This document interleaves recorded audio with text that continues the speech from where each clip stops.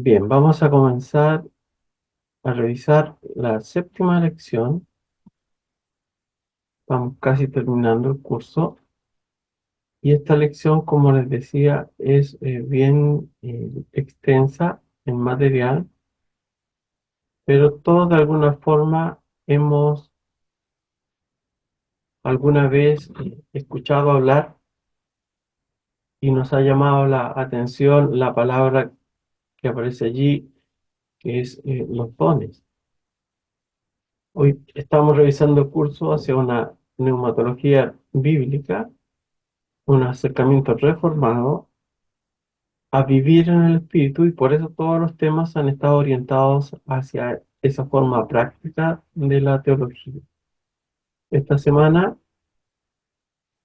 vamos a revisar los dones y frutos del espíritu. No vamos a alcanzar a revisar, eh, entiendo, el fruto del Espíritu Santo por la extensión. Nos vamos a concentrar mayormente en lo que tiene que ver en los dones. Vamos a decir que existe una diferencia entre el don y el fruto. Los dones tienen que ver con el Espíritu Santo y los canales que él utiliza para poder ayudar a que las gracias y las virtudes que se realizan en la iglesia sean para provecho no solo de la persona, sino también de los otros. Una definición corta. En cambio, el fruto del Espíritu es netamente personal y tiene que ver con la calificación. Cada creyente debe en su vida cristiana llegar a tener el fruto del Espíritu Santo en forma abundante. Las características que aparecen en Gálatas 5, del 22 al 25, donde aparece por un lado los frutos de la carne y luego el fruto del Espíritu, todos nosotros estamos obligados y seremos calificados por ello. Jesucristo dijo: ¿cómo vamos a conocer o reconocer a una persona que realmente es cristiana o no? Dice: por sus frutos los conoceréis. Y en Juan capítulo 15, donde se nos habla de la parábola de la vid y los pámpanos, dice que Dios se contenta en que nosotros llevemos mucho fruto. Entonces, una persona que no está fructificando en su vida, el fruto lo conocemos: gozo, paz, amor, etcétera, está interrumpiendo de alguna forma o está atrasado en su proceso de santificación y madurez cristiana. Con respecto a los dones, vamos a revisar específicamente de qué se tratan. Solamente decir que hay un fruto y un don que son similares. Se trata de la fe, entonces lo tenemos repetido como un fruto y también como un don. Bien, vamos a comenzar indicando cuál es la importancia de los dones del Espíritu. Estos dones es el resultado directo del ministerio de esta nueva era que comenzó el Espíritu Santo, y por lo tanto están relacionados por él. Él es quien lleva a cabo este ministerio de entregar estos dones. La iglesia, en esta era, desde que existió Pentecostés y hubo el derramamiento del Espíritu Santo, vive en la era del Espíritu. Entonces podemos reconocer el periodo del Antiguo Testamento, en donde Dios se comunica de una forma muy especial con el hombre. Tenemos el periodo del Nuevo Testamento, donde Dios se comunica específicamente a través de la obra y de la persona de nuestro Señor Jesucristo. No vamos a alcanzar a leer los textos porque es muy extenso, pero en Hebreos capítulo 1, los primeros dos versículos nos habla de que en este tiempo Dios nos ha hablado por su Hijo. Y la era de la iglesia que estamos viviendo ahora se ha manifestado y especialmente en la persona del Espíritu Santo. Jesucristo, antes de ascender al cielo, de resucitar y ascender, prometió en Lucas 24:29, enviar esta promesa que le hizo el Padre. ¿Para qué? Tenía un propósito, que el Espíritu Santo estuviera entre nosotros. Primero, para que nos consolara; por otro lado, nos enseñara, nos guiara a toda la verdad, y esto es muy importante, y habilitara a los creyentes en la obra de la proclamación del Evangelio y de la administración de los santos, o sea, del trabajo que se realiza en la iglesia. Es por eso que ahora nosotros podemos tener esa capacidad para hablar del Evangelio. El Espíritu Santo hoy día no está lejos de nosotros porque vive aquí dentro de cada uno de nosotros, como leemos en Efesios capítulo 1, versículo 13, 1 Corintios 6, 19, y en medio de su pueblo, de la iglesia. Por eso es tan importante que hablemos de los dones, y por eso son tan importantes los dones del Espíritu. Vamos a ver ahora la importancia de descubrir los dones y el uso o ejercitar estos dones.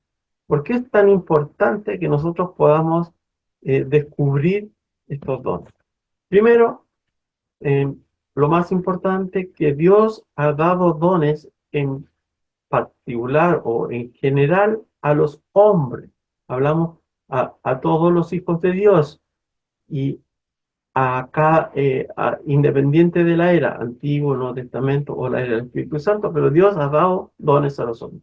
Efesios 4:8 dice, por lo cual dice, subiendo lo alto, llevó cautiva la cautividad y dio dones a los hombres. Quiere decir, llevó cautiva la cautividad. Nosotros antes estábamos muertos, cautivos en nuestros delitos y pecados. Por eso dice, llevó cautiva la cautividad. Es decir, ha incorporado al reino de los cielos a todos los creyentes. Pero lo principal aquí es que dio dones a los hombres. También en el Salmo 68:18 dice, subiste a lo alto, cautivaste la cautividad, tomaste dones para los hombres y también para los rebeldes, para que habite entre ellos Jehová Dios. Entonces, es importante descubrir los dones porque, en primer lugar, Dios ha dado dones y todos quisiéramos recibir y participar de ellos. En la era del Antiguo Testamento, algunas personas que no eran creyentes podían reconocer que estos dones estaban en los creyentes. Fue el caso de Faraón, cuando en Génesis 41:38, hablando de José, cuando José fue presentado al faraón y le explicó el sueño de la abundancia, de los 7 años de abundancia que iba a haber en Egipto, luego los 7 años de escasez, dice, y dijo faraón a sus siervos, ¿acaso hallaremos a otro hombre como este, en quien esté el Espíritu de Dios? Entonces, de alguna forma, la misma gente, y en este caso faraón, reconoce esta cualidad moral que había en José y que no había en los demás. Y esta, finalmente, se trata de la morada misma del Espíritu Santo en su vida. Entonces tenemos que el Espíritu Santo se manifiesta y dio dones, en este caso de carácter moral, a José, pero también hay otras manifestaciones que son más evidentes y que muchas veces también se enseñan como éxtasis, similares a las que se encontraron en el Nuevo Testamento. Por ejemplo, en Números 11:25 dice, entonces Jehová descendió en la nube y le habló y tomó del espíritu que estaba en él y lo puso en los 70 varones ancianos.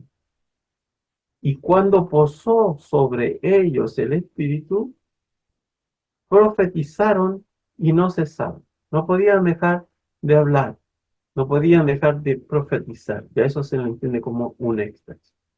Y también tenemos que el Espíritu Santo actuó con respecto a dar dones a los hombres cuando eh, se le dio las habilidades a una persona para crear todos los artefactos y todo lo que tenía que corresponder con el tabernáculo con el lugar santo y santísimo, a veces sale él. Entonces, en el Antiguo Testamento no había una distinción muy clara entre lo sagrado y lo secular. Recordemos que era una teocracia y esto también lo podemos encontrar el argumento en Santiago 1:17, que dice: toda buena dádiva y todo don perfecto desciende de los altos, desciende de lo alto, del Padre de la luz. Entonces, a veces él dice, Éxodo 31, 3 al 5, lo he llenado del Espíritu de Dios, en sabiduría y en inteligencia, en ciencia y en todo arte, para inventar diseños, para trabajar en oro, en plata y en bronce, y en artificio de piedras para engastarlas, y en artificio de madera para trabajar en toda clase de labor. También vimos cuando revisamos cómo se ha ido progresando y cómo se ha ido manifestando el Espíritu Santo, que los jueces fueron llenos del Espíritu Santo cuando ellos juzgaban a Israel. Tenemos el ejemplo de jueces 3:10, en Otoniel, también Sansón, en varias ocasiones, jueces 14:6, y la actividad de todos los profetas de ese tiempo, como lo tenemos en 1 Samuel 16, es una muestra de que el Espíritu Santo estaba dando dones, en este caso, a los hombres. En el Nuevo Testamento también tenemos ejemplos de la liberalidad de Dios, ¿no es cierto?, al transmitir y al dar estos dones, un don es un regalo, ¿no?, a los hombres. Primera Timoteo 4:14, Pablo le dice a Timoteo: no descuides el don que hay en ti, que te fue dado mediante profecía, con la imposición de las manos del presbiterio. Y en 2 Timoteo 1:6 dice: por lo cual te aconsejo que avives el fuego del don de Dios que está en ti por la imposición de mis manos. Y también en Romanos 12:6, de manera que, teniendo diferentes dones, según la gracia que nos es dada. Entonces, la importancia, primero, Dios ha dado dones en forma general, pero particularmente también ha dado dones. Dios ha dado dones a cada uno de los hombres, y en este caso estamos hablando a cada uno de los creyentes. No solamente se repartió estos dones a los hombres de una forma general o indiscriminada, sino que ahora está enfocado especialmente a cada individuo, y en cada individuo por lo menos debe existir un don. En 1 Corintios 7:7, Pablo, hablando del don de la continencia, dice: pero cada uno tiene su propio don de Dios. Uno la verdad de un modo y otro de otro. Y aunque estaba hablando de un don en particular, lo importante es aquí el principio general, que dice que cada uno tiene su propio don. Entonces, todos tenemos dones que ejercer. Dios nos ha dado dones a nosotros, ha puesto un don en cada uno de nosotros. Esta misma idea también se repite en 1 Pedro 4:10, que dice: cada uno según el don que ha recibido, ministrelo a los otros como buenos administradores de la multiforme gracia de Dios. Y aquí debemos notar que somos exhortados por la palabra de Dios, en este caso por el apóstol Pedro, para ministrar su don, para que lo pongamos en acción. Cada persona, a cada persona, a cada cristiano, a cada hijo de Dios, se le ha dado uno o más dones, y por lo tanto tenemos una responsabilidad. ¿Por qué es importante los dones? También porque Dios ha dado dones a los hombres con un propósito. Podemos ya descubrir en los versículos que leímos anteriormente que no fueron dados porque sí y porque era bueno que nosotros lo tuviéramos, sino tienen un propósito. No fueron dados porque sí. En 1 Corintios 12:7 dice que los dones han sido dados para provecho. ¿Y de quién? Ya lo leímos en 1 Pedro 4:10, que dice: cada uno según el don que ha recibido, ministrelo a los otros, como buenos administradores de la multiforme gracia de Dios. Entonces, debemos utilizarlo, dados para que sean utilizados como un canal o como un vehículo en que el Espíritu Santo eh, trabaja en nuestra vida, pero principalmente en la vida de la iglesia. Debemos ministrarlos, debemos descubrirlos. Entonces, en Efesios 4:1, 11, 4:11 al 13 dice, y él mismo constituyó a unos apóstoles, a otros profetas, a otros evangelistas, a otros pastores y maestros, a fin de perfeccionar a los santos para la obra del ministerio. Este es el propósito, perfeccionar a los santos para la obra del ministerio. También es otro propósito para la edificación del cuerpo de Cristo, hasta que todos lleguemos a la unidad de la fe y del conocimiento del Hijo de Dios, a un varón perfecto, a la medida de la estatura de la plenitud de Cristo. Cuando habla perfeccionar a los santos, edificar a los santos, llegar a la unidad de la fe, entonces los dones no pueden dividir de ninguna forma, ya vemos que existe un principio, pero principalmente es un vehículo en que el Espíritu Santo está utilizando para la edificación del cuerpo de Cristo. Entonces, el propósito de los dones es la edificación colectiva de la iglesia. Cuando Pablo le habló a los Corintios, a la iglesia de Corinto, les enseña que allí ellos tenían un problema, estaban muy desordenados, estaban mal utilizando algunos dones y otros que ellos pensaban que tenían el don y lo estaban utilizando de mala forma. Dice que era indispensable con respecto al don de lenguas, dice la interpretación para que la iglesia reciba edificación. 1 Corintios 14:5.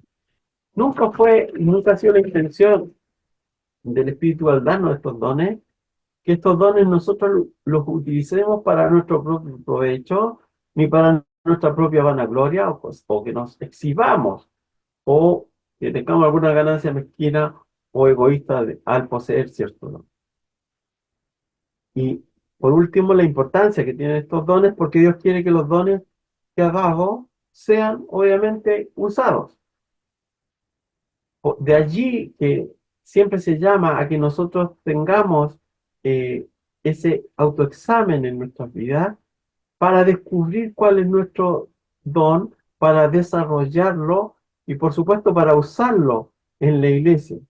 Eso va a traer un provecho no solamente a nuestras vidas, sino que a la iglesia como cuerpo.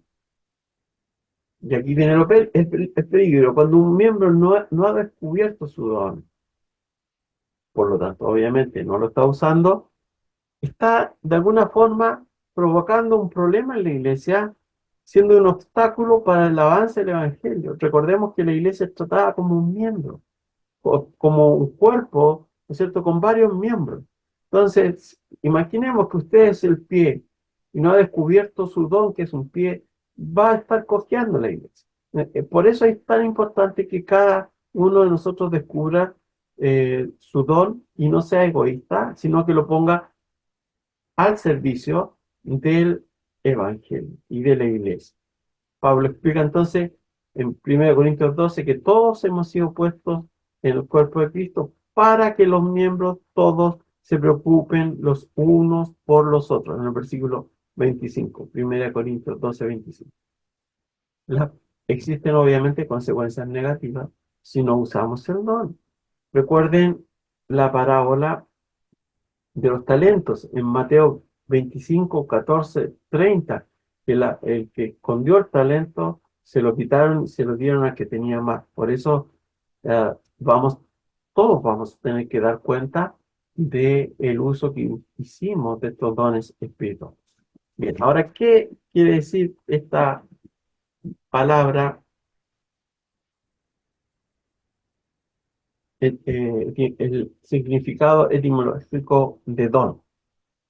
En 1 Corintios capítulo 12:1 leemos, no quiero hermanos que ignoréis acerca de los dones espirituales. Esta frase, dones espirituales, que en griego está neumática, eh, Pablo la utiliza para darle un uso teológico.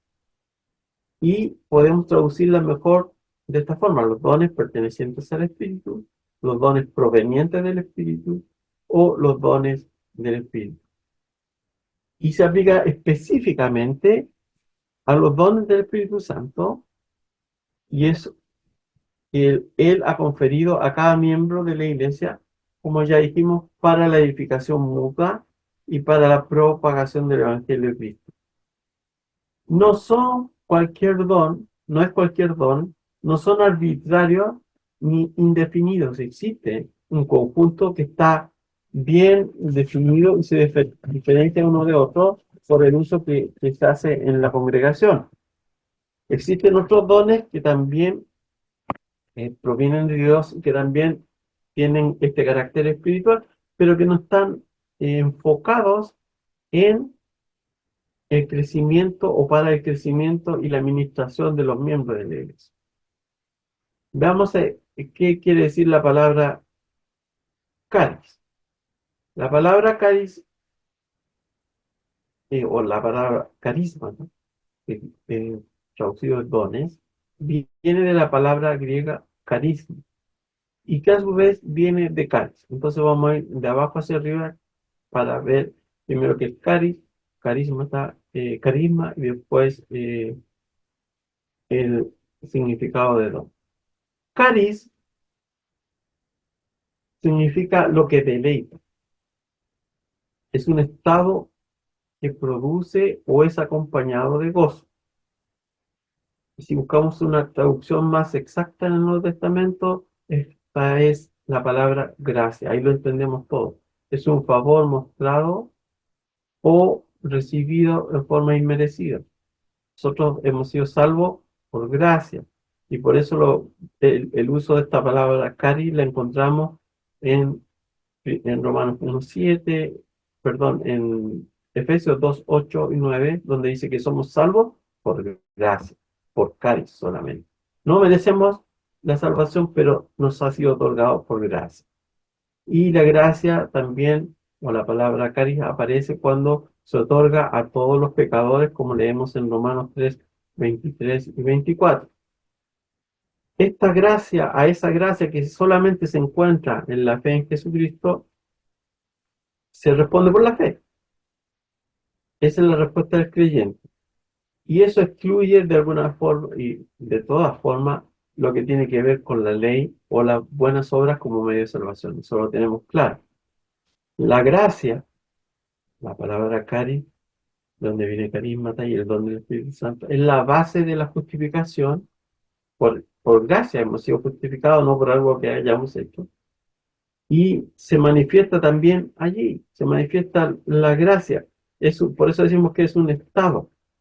De allí entonces la gracia es estado en un sentido, porque ahora hemos sido justificados por gracia y hemos sido declarados justificados ante Dios. Y también es un don, es un regalo que no podemos exigir.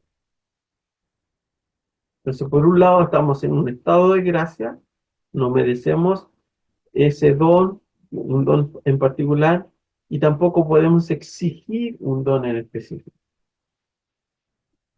para que lo tengamos claro. Bien, la palabra carisma. Esta palabra denota el resultado o la acción de la gracia. O sea, ¿cuál es la prueba de ese favor inmerecido, o el beneficio, o el regalo? Es la acción de mostrar gracia. Y toma esta forma de don en Romanos capítulo 12:6 y 1 Corintios 12:1, y está relacionado con dar gracias. Todo el don de salvación es carisma. Es decir, es como la gracia se ha ejecutado en nuestras vidas, y el resultado son eso, son vidas salvadas. Toma el sentido también en Romanos 6:23, dice, porque la paga del pecado es muerte, más la dádiva de Dios es vida eterna, el don de Dios, o gracia, en Cristo Jesús, Señor nuestro. Entonces, el sentido de don espiritual lo toma en Romanos 11:1 y 1 Corintios 7:7, donde el contexto de este don que ha sido, que ya lo vimos, se refería al don que a cada uno ha sido dado, y en ese caso se refería al celibato, pero se refiere a cada uno.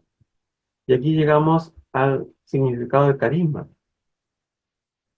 Los dones a los que Pablo se está refiriendo en 1 Corintios 12 y en otras listas, como Romanos 12, carismata, en una definición más formal, podemos decir que son las operaciones del Espíritu Santo que están relacionadas con la adoración y el servicio de la iglesia. Esa es una definición más formal del don de gracia o los dones del Espíritu Santo. Son las operaciones del Espíritu Santo relacionadas con la adoración y el servicio en la iglesia. Son sobrenaturales, sí, pero no son mágicas. Y cuando dice que están calificadas por neumática, quiere decir que del Espíritu deja fuera cualquier falsa suposición en cuanto al origen y la naturaleza de los dones. O sea, todos los dones provienen del Espíritu Santo. Estos dones que son utilizados para la edificación de la iglesia, para el servicio y adoración de Dios, tienen su origen en el Espíritu Santo, no en nosotros mismos. Y estos dones entonces son aquellas manifestaciones del Espíritu que Él ha conferido y Él ha otorgado a los miembros de la iglesia para la edificación. Entonces, por eso eh, tenemos que identificar nosotros realmente cuándo es un don de Dios y cuándo es realmente el hombre el que está tratando de hacer algo o imitar algo. Bien, la raíz entonces caris, que ya vimos que era gracia, pone de relieve lo más importante, que es el atributo divino. Entonces, estos dones son recibidos aparte de cualquier mérito del que los recibe. Es decir, mucha gente ve personas que son cristianas, que son expertos oradores, y podría decir, hoy mira, tienen el don de la palabra. No es así. Es independiente del mérito o de la personalidad de la persona. Recuerden a Moisés, que apenas podía hablar, era medio tartamudo, y fue enviado, tenía específicamente ese trabajo de presentarse ante el faraón para pedir que Dios libere a su pueblo. Entonces, los dones son recibidos aparte de cualquier mérito del que los recibe, y ya lo dijimos y lo volvemos a repetir, el propósito de que una persona reciba un don no es para que nosotros nos vanagloriemos o autoelevemos, sino para enriquecer espiritualmente y fortalecer espiritualmente a los demás, a la demás gente de la congregación. Entonces, sí, al entender el origen y el uso de los dones, nos va a librar de cualquier jactancia o vanagloria. Cualquier cristiano que sepa esto no podría vanagloriarse, y si se está vanagloriando o está mal utilizando, nosotros nos vamos a dar cuenta de inmediato. Y llegamos al significado de neumática, que ya lo dijimos, que son los dones de gracia, son los dones espirituales. Dice, no quiero, hermanos, 1 Corintios 12:1, que ignoréis acerca de los dones espirituales. Esa frase, dones espirituales, se traduce de la palabra griega neumática, que literalmente quiere decir espirituales, pero con todo el contexto que nosotros ya hemos revisado, se suple con razón la palabra don. Entonces, este don no son para ser utilizados como solamente un adjetivo para decir esta persona es así o es allá, sino que se trata de la naturaleza y el origen de los dones, cuando hablamos de los dones o la neumática. Es importante también notar que todos estos dones de los cuales Pablo está hablando son específicos y son un grupo especial que es diferente a otros dones que también son de carácter espirituales, porque vamos a revisar tres listas, pero no quiere decir que no existan otros dones espirituales. Lo que estamos tratando de decir que este grupo y estas listas que aparecen allí son específicos para el propósito de la edificación de la iglesia. El término entonces habla del origen, que son espirituales, pero también habla de la naturaleza de los mismos. Bien, y aquí es donde vamos a llegar a la clasificación de los dones. Y es importante hacer esta clasificación para diferenciar un don de otro y para qué sirven uno y otro. Ya que, como leímos en Santiago 1:17, toda buena dádiva y todo don perfecto desciende de lo alto del Padre de las Luces. Cada uno tiene funciones y propósitos particulares, por eso es que los vamos a revisar y ahora vamos a ir revisando una clasificación general de estos dones bíblicos. Existen otras clasificaciones, pero nosotros vamos a seguir las que aparecen en el estudio. Primero, tenemos dones espirituales en general.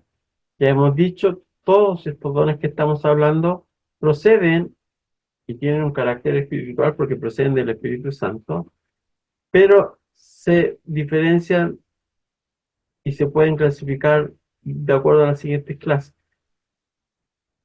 Son espirituales porque primero no son materiales y cuya felicidad y origen son de este mundo. Por ejemplo, existen también dones a nivel general con respecto a algunas habilidades que nosotros podemos interpretar como los grandes pintores o los grandes arquitectos. Pero estamos enfocados en los dones que Dios ha dado a la iglesia para la edificación de la misma, y por lo tanto una persona que no tiene a Cristo en su corazón o que no ha nacido de nuevo, no va a desear esos dones de los que estamos hablando. Pablo, él anhelaba, cuando usted lee Romanos 1:11, llegar a la iglesia de Roma, dice, para comunicar algún don espiritual. ¿A qué se estaba refiriendo con ese don particular? Era el privilegio, en el fondo, de escuchar y recibir el Evangelio y ser salvo. También Pedro, en Hechos 11:17, eh, hace un reporte a la iglesia de Jerusalén de que Dios les había concedido a los gentiles el mismo don que le había concedido a los judíos. Entonces, la salvación, el don de la salvación es parte de este don del Espíritu Santo. Entonces, por eso se toma aparte el don de la salvación. En Nuevo Testamento establece en forma particular la salvación como un don. Y eso lo podemos revisar nosotros en Romanos capítulo 5:15, que no lo vamos a leer, pero Efesios 2:8 es muy conocido, dice, porque por gracia, o sea, de cari, que quiere decir gracia o don, sois salvos por medio de la fe. Entonces, vemos que el don de la salvación también el Nuevo Testamento lo señala como un don que ha dado el Espíritu Santo. El mismo Espíritu Santo es un don. El don del Espíritu Santo dice que enviaré, no los dejaré huérfanos, dice Jesucristo, sino que enviaré al Espíritu Santo. El Espíritu mismo de Dios, entonces, es conferido como un don. Y ahora llegamos a los dones del Espíritu, y donde hay tres listas en el Nuevo Testamento que nos hablan de estos dones que son de uso particular para la edificación de la iglesia. En Romanos capítulo 12, aquí se nos habla de los dones de profecía, ministración, enseñanza, exhortación, el don de dar, de mandar o recibir y de mostrar misericordia. En 1 Corintios capítulo 12 se menciona otra lista de dones que son el don de la palabra, de sabiduría, palabra de conocimiento, fe, sanidad, obrar milagros, profecía, discernimiento de espíritus, lenguas e interpretación de lenguas. Y en Efesios capítulo 4:11 también aparecen otros dones que son los dones de los apóstoles, profetas, evangelistas, pastores y maestros. Como les decía, hay otras clasificación de los dones que podemos encontrar en otros medios que son atingentes. También, por ejemplo, si no llegamos por tiempo, pero existen dones fundacionales, como el don de los apóstoles, profetas, en en el inicio de la iglesia, que después no eran necesarios. Bien, veamos la clasificación de los dones. Y para nuestro estudio, entonces, o para el estudio que ustedes tienen, se clasifican en los dones en tres grandes grupos. Están los dones de la Gran Comisión, que incluyen los apóstoles, profetas, evangelistas, pastores y maestros. O sea, los que se mencionan en Efesios 4:11. Se pueden mencionar después los dones preciosos de ministración, que incluye por un lado el don de sabiduría y conocimiento, dones de misericordia. Estos incluyen dones como el de la exhortación, de dar, de repartir, los dones de administración práctica, presidir el servicio, etcétera, el don de la fe. Y por último, la tercera clasificación de dones son los dones de hacer milagros, que incluye el don de sanidad y el don de lengua. Y ya dijimos de qué se trata el don de lenguas cuando hablamos de Pentecostés, pero igual si es que alcanzamos vamos a hablar de ello. Se repiten algunos dones en las listas, pero vamos a comenzar a revisar algunos de estos dones en particular. Primero con el don de apóstol. La palabra apóstol viene del griego apóstolos y quiere decir enviado. Entonces, apóstol quiere decir uno que ha sido enviado o comisionado con un mensaje con toda autoridad. Y en la palabra de Dios, específicamente, se está refiriendo a aquellos que son portadores del Evangelio. Y en primer término encontramos en este don a los apóstoles. En Hechos capítulo 1, 25 al 26, vemos que ellos fueron enviados por Cristo mismo para fundar la iglesia. También lo tenemos en Mateo capítulo 10, versículo 2 y Marcos 6, con Pedro, ¿no es cierto?, como su cabeza y el Jerusalén como su centro, como aparece en Hechos 8:11. También los primeros misioneros cristianos aparecen en Hechos capítulo 14, versículo 4 y 14. Y ahí tenemos a Pablo y Bernabé. En Gálatas 1:19 tenemos también a Jacobo. En Romanos 16:7 tenemos a Andrónico y Junias. Y 1 Corintios 15:7 tenemos a un círculo más amplio. Pablo y Bernabé son enviados a Antioquía. ¿Se acuerdan que en Antioquía es donde por primera vez se llama cristianos a los cristianos? Eso aparece en Hechos 13:1. Pero el apóstol es propiamente, el apóstol Pablo, un apóstol de Cristo Jesús. Y aunque este grupo comparte, en su mayoría comparte con los 12 la base común, ¿cuál es la base común? Haber visto al Señor Jesús resucitado y haber sido comisionados personalmente por Él. Pero vemos que en esta lista, o cuando vimos todos estos versículos, Apolos y Timoteo no son llamados apóstoles. En cambio, el apostolado de Pablo se acepta ampliamente en la iglesia de Jerusalén, como vemos en Hechos 15, Gálatas 2:9, Corintios 15:8. Entonces, ahí vamos inmediatamente entendiendo que el apostolado tuvo una, un trabajo que fue comisionado directamente por Jesucristo. Entonces, también entendemos de esto que el apostolado o los apóstoles era un oficio, al igual que el de profeta. Los apóstoles entonces no eran oficiales de la iglesia, sino en este caso eran oficiales directamente de Jesucristo, que tenían el fin de edificar a la iglesia y se comparan en este caso, como ya lo dijimos, con los profetas del Antiguo Testamento. Y eso lo podemos, y ustedes lo pueden revisar con más calma en Efesios capítulo 2, versículo 20 y capítulo 3, versículo 5. Cuando en 1 Corintios 12:28 se usa la frase en la iglesia, se refiere al cuerpo de Cristo como institución, cuya cabeza es Jesucristo y no a una iglesia en particular o local.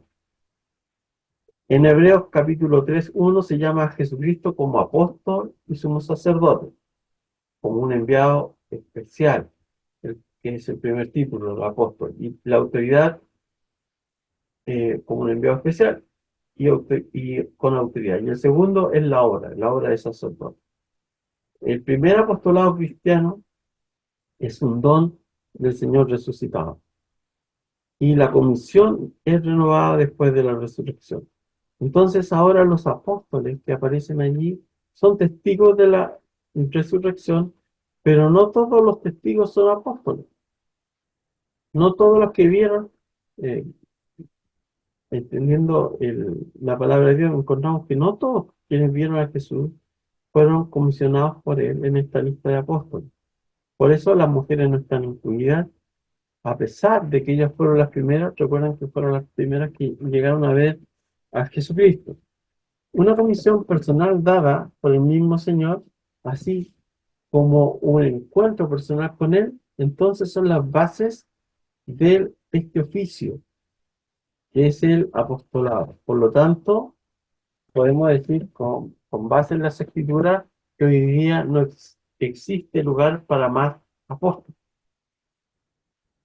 como algunas iglesias neopentecostales proclaman, que fue el apóstol tanto, pero ya no, porque tenían que tener estas características de haber visto al Señor y haber sido comisionado específicamente por Él.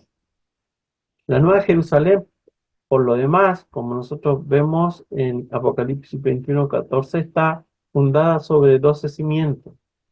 Y estos 12 cimientos tienen los nombres de los 12 apóstoles que comisionó nuestro Señor Jesucristo. Bien, y también tenemos en Apocalipsis 2:2 cómo Jesucristo alaba o de alguna forma felicita a la iglesia de Efesios porque ellos habían probado a los que se dicen ser apóstoles y no lo son. Ya desde los primeros tiempos había gente que se abrogaba ese oficio. El otro don que tenemos, el don de profetas, es normalmente, como decíamos, hay que distinguir el oficio de profeta con el don de profecía, que es básicamente lo que vamos a explicar ahora. Es normalmente un proclamador bíblico del mensaje divinamente inspirado. El profeta bíblico, como oficio, puede predecir el futuro, como lo vemos en Hechos 11:28. Conocer el pasado, como se aparece en Juan 4:19, y puede ver el corazón, como aparece en Lucas 7:39. Pero esencialmente, la esencia del don de profeta, no del oficio, es un proclamador de la palabra. No es un mago ni tampoco es un adivino. La palabra profeta viene del griego profetas, que describe a alguien con la habilidad para proclamar la voluntad divina. Los profetas tienen un papel de mediadores representando a Dios con nosotros y a nosotros con Dios. Y en algunas fuentes palestinas la experiencia profética describe una experiencia espiritual que incluye ayuno, oración, lamentación y visitación angélica y un vistazo al futuro. Entonces, aquí hay una mezcla entre lo que tiene que ver con el don de profecía y el oficio de profeta que existió en la iglesia del primer siglo, en la iglesia cuando estaba comenzando. Por eso, después el estudio continúa diciendo que en el Antiguo Testamento los profetas hablaron o fueron la boca de Dios por la cual Dios proclamó el mensaje. Los profetas proclaman lo que se ha cumplido o se ha de cumplir en Cristo, ahora en Romanos 1:2. Y esto tenía sentido en la primera iglesia porque recuerden que no estaba el texto, el existía el Antiguo Testamento, era la versión de los 70 que estaba en griego, pero el Nuevo Testamento ni siquiera se había terminado de escribir, o el último que se escribió, que probablemente Apocalipsis todavía no existía. Entonces era necesario que existieran estos profetas. Pero el oficio de profeta, Jesucristo mismo dijo, hasta Juan los profetas. Ese oficio terminó hasta Juan. Lo que había en la primera iglesia era, se tradujo finalmente en lo que nosotros entendemos como la función de proclamar el Evangelio. Y al igual entonces que los apóstoles, los profetas han cumplido su función de inaugurar la predicación y la extensión del Evangelio de Cristo. Por eso decimos que son fundacionales. Cumplieron esa misión para comenzar esta era de la iglesia. Y como decíamos en Mateo 11:13, Jesucristo dijo que los profetas habían profetizado hasta Juan. Y ahora nosotros no necesitamos esos dones de profecía porque tenemos el texto completo. El único sentido actual que tiene el don de profeta tiene que ver con la de predicar detrás de un púlpito las verdades de la voluntad de Dios reveladas en la palabra. Entonces ya no es más que,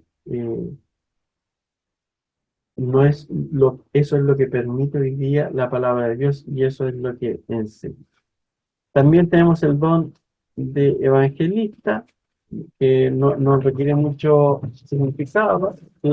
Son aquellos que estuvieron evangelizando, llevando las buenas nuevas, siendo una especie de misionero. Cristo se aplica este título de evangelista en Lucas 4:18 cuando entra a la sinagoga y cita la profecía de Isaías 61:1 que dice: el Espíritu del Señor está sobre mí, por cuanto me ha ungido para dar buenas a los pobres, me ha enviado a sanar a los quebrantados de corazón, a pregonar libertad a los cautivos y vista a los ciegos, a poner en libertad a los oprimidos. Entonces, cuando ahí dice a dar buenas nuevas a los pobres, obviamente se está refiriendo al Evangelio. En un sentido, todo hijo de Dios debe ser un evangelista, puesto que tenemos un mandato de predicar el Evangelio. Pero el evangelista como un don de Dios, en nuestros tiempos nosotros podríamos decir que es un misionero. Bien, creo que por tiempo, como les decía, es muy difícil que nosotros podamos revisar todo lo que tiene que ver con los dones. Aquí hemos revisado la punta del iceberg, pero lo importante era entender por qué es importante, o qué es, primero, qué son los dones, las operaciones por las cuales el Espíritu Santo está trabajando en la iglesia actualmente. Cada hermano tiene un don, cada hermano tiene que descubrir su don, y cada hermano tiene que utilizar el don en la iglesia con el propósito por el cual el Espíritu Santo se lo dio. Es un don de gracia, por lo tanto no lo merecemos, ni tampoco nosotros podemos exigirlo, pero sí cada hermano tiene un don.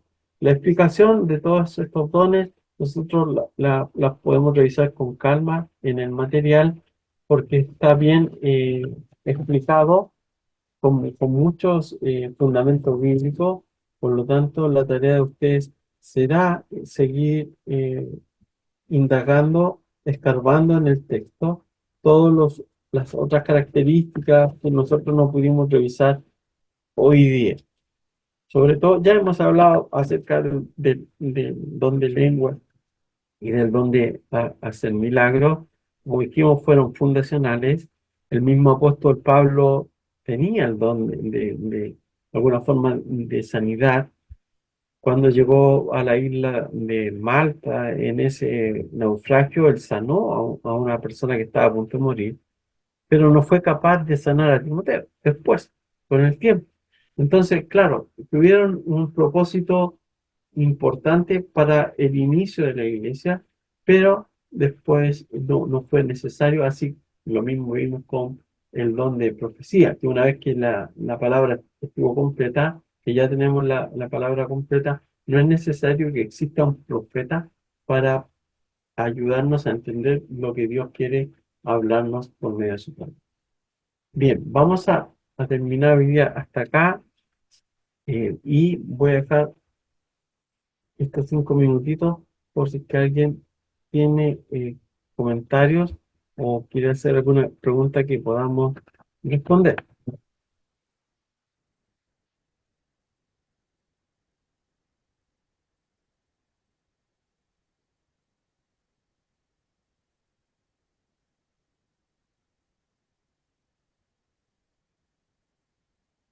Recordar también que en el número 15 del estudio aparece cómo adquirir los dones, que no alcanzamos a hablar, pero habla del bautismo del Espíritu Santo, que nosotros ya lo revisamos en clases anteriores, que tiene que ver que en un mismo Espíritu fuimos todos bautizados. O sea, cada hijo de Dios que se incorpora a la iglesia de Dios, en el fondo ya ha sido bautizado, no es necesario. La Biblia no nos envía a pedir o solicitar un bautismo aparte. Hay otros que hablan de un segundo don o una segunda unción, pero tampoco es bíblico. La Biblia no nos enseña eso, sino que nos habla de que Él da como Él quiere para el propósito específico del trabajo que Dios está realizando en una iglesia, y con el propósito que Él ya ha determinado que nosotros cumplamos. También se nos habla de que debemos cumplir estos dones con amor, y obviamente tenemos que ser, utilizar los dones en humildad, porque sabemos que son dones de gracia. Por lo tanto, lo que hemos recibido de gracia, también debemos eh, ejercitarlo en gracia, en amor para la edificación del cuerpo de Cristo. Bien, me parece que no hay ninguna pregunta más.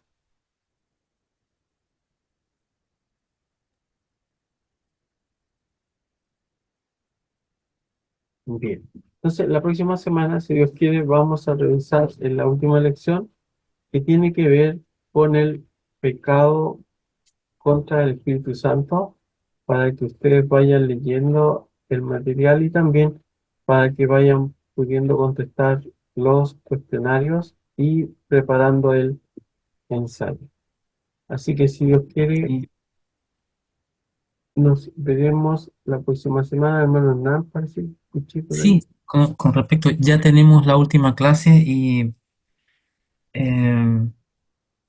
y para ver el tema de del ensayo, de lo que tenemos que hacer, la última tarea de no solamente los foros, los exámenes, sino que lo que tenemos que entregar como el último trabajo, ¿nos Sí, podría recordar para la sí. próxima clase? Ah, ya, perfecto, Como en las perfecto. últimas, Sí, sí, en la última clase vamos a revisar también. eh, yo he visto que han hecho todas las tareas, todos los cuestionarios, y también el último examen es un resumen de todos los otros, y después de eso viene un ensayo. Pero de eso vamos a hablar la próxima semana, y luego de la próxima semana, una vez que terminemos, tienen 15 días para entregar los trabajos. muy bien, muchas gracias. Bien, hermanos, Dios les bendiga, y si Dios quiere, estaremos revisando ya la próxima semana lo último de la última clase de la neumatología reforma.